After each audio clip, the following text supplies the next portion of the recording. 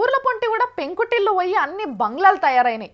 ఆ బంగ్లాలకు మీదకి ఎక్కనికి మెట్లు, మెట్లు మెట్లు మెట్లు సరిగ్గా మెట్ల ముచ్చటే చెప్దామని మర్చిపోయినా, గుర్తుకొచ్చింది.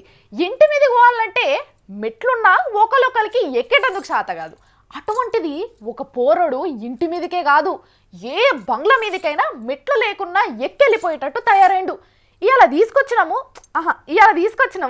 మీరు కూడా పరిచయం చేసుకోండి. అరే, ఒక మనిషిని చూడుండ్రి ఎంత గమ్మత్ చేస్తున్నాడో. మన కోతులు ఎట్లా చేస్తాయి? ఈ కొమ్మ మీదకెళ్ళి ఆ కొమ్మ మీదకి దుంకుడు ఎగురుడు చేస్తాయి.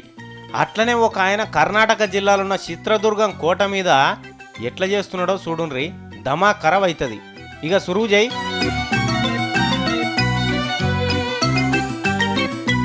ఇక చూడుండ్రి, చేతులు జారకుండా తెల్లదేందో పూసుకుంటున్నాడు. ఇక ఎక్కుతాడు చూడు, పెద్ద కోట.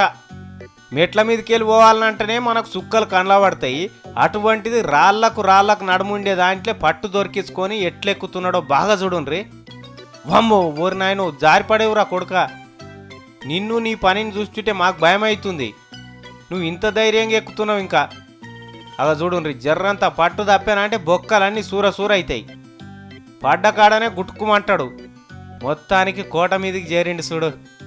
మళ్ళీ ఆడికెళ్ళి ఎట్లా దిగుతాడో ఎరికేనా? ఎక్కుడు నేర్చినోడు దిగుడు నేర్చుకోడా?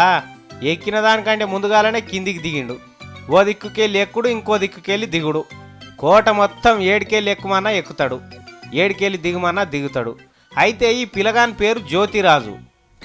అందరు ఈయనను కోతిరాజు అంటారు, ఎందుకంటే ఆయన ఎక్కుడు దిగుడు అంతా అట్లనే ఉంటుంది కాబట్టి. అయితే ఒకసారి గిట్లనే ఎక్కుతుంటే జారిపడ్డాడు.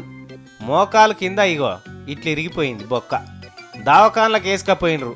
మరి ఇప్పుడు ఎక్కుతున్నాడో బంద్ చేస్తున్నాడో తెలియదు కానీ పోరడు మాత్రం ఆ దుర్గం గోడలు చూస్తేందుకు వచ్చిన వాళ్ళకు మస్తు గమ్మత్ చూపించేది.